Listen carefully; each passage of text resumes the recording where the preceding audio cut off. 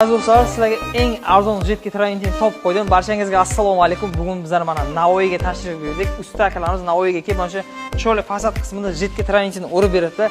Eng arzon traventin desak ham bo'ladi. Nimaga arzon deysizlarmi? Qilib eshik, derazalar girdini o'zidan chiroyli qilib chiqarib berganlar. Fasonda o'sa bu 3D yoki rombik fasonda bo'lgan. Endi bitta mana bu sokulga ahamiyat beringlar. Sokulda ham o'zi traventinni o'zidan chiroyli qilib chiqarib berganlar. Mana shu sokulda ham har xil formalarda urib berar ekanlar. Xohlasangiz kafel dividini ham chiroyli qilib urib beradi. Nimaga sokulga traventin urilgan deysizlarmi? Buni mustahkamligi zo'r. Aso 10 yilgacha mana shu holatida turib beradi.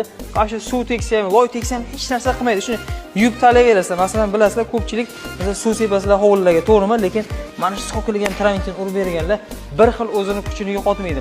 Xo'p, bu hovlimizning kattaligiga kelsak 220 kvadrat ekan. Ko'rib turadiganingizda mana shu chiroyli rombik fasonda bo'lgan.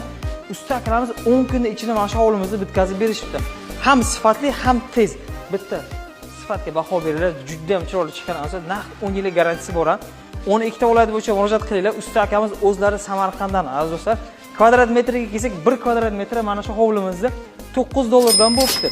Общий summasi aziz do'stlar $1980 ga bitgan. Почти $2000 bo'lyapti, lekin vidga bitta baho beringlar. Polni hamma mahsulot, usta haqqi, material, hamma narsasi ichida почти $2000 ga bitgan mana shu hovlimiz. Bemalol murojaat qilaverasizlar.